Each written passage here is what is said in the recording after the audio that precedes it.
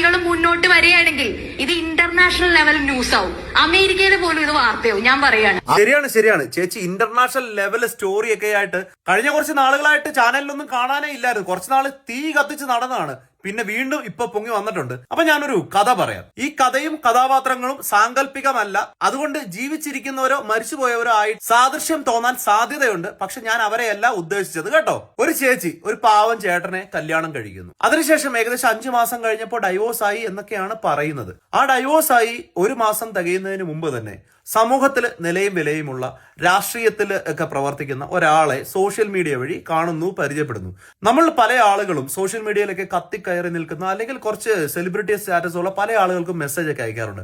ആരും നമുക്കൊന്നും തിരിച്ചൊരു മെസ്സേജ് അയക്കാറില്ല. പക്ഷെ ചില കോഴികളൊക്കെ തിരിച്ച് മെസ്സേജ് അയക്കും. അപ്പോ അതുപോലെയുള്ള ഇപ്പോഴത്തെ ഒരു സാഹചര്യത്തിൽ പറയുകയാണെങ്കിൽ ഒരു കോഴി ചേട്ടന് വേണ്ടി മെസ്സേജ് അയക്കുന്നു.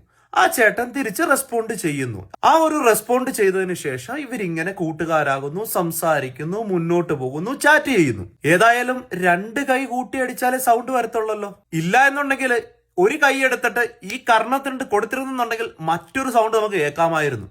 പക്ഷെ അത് സംഭവിച്ചില്ല. കാരണം നമ്മൾ കഴിഞ്ഞ ദിവസം ഒരു ചാറ്റ് കണ്ടിരുന്നു. അതിനകത്ത് ആ ചേച്ചി പറയുന്നത് ബന്ധമൊക്കെ നല്ലതൊക്കെ തന്നെയാണ്, പിൽസ് മുഖ്യമാണ് എന്ന്. അപ്പൊ ചേച്ചിക്ക് ബന്ധത്തിലല്ല പ്രശ്നം, പിൽസ് ഉണ്ടെങ്കിൽ എന്ത് ബന്ധവും ആകാം. പക്ഷെ ചതിച്ചു എന്ന് പറയുന്ന ആള് പറയുന്നത് എനിക്ക് നിന്നെ ഗർഭിണിയാക്കണം. അപ്പൊ അതെങ്ങനെ ചതിയായി മാറുന്നേ? അയാൾ ലൈംഗികമായിട്ട് ഉപയോഗിക്കുന്നതിന് തെളിവായിട്ട് തന്നെ ഒരു കുഞ്ഞിനെ വേണമെന്ന് പറയുന്നു. അതിനെ എങ്ങനെ എനിക്ക് മനസ്സിലാവുന്നില്ല. ഈ പറയുന്ന കാര്യങ്ങളൊന്നും തന്നെ അങ്ങോട്ടും ഇങ്ങോട്ടും തമ്മിൽ ഒരു ബന്ധമില്ലാത്ത കഥകളാണ് ഈ ചേച്ചി ഇതിനകത്ത് പറയുന്നത്.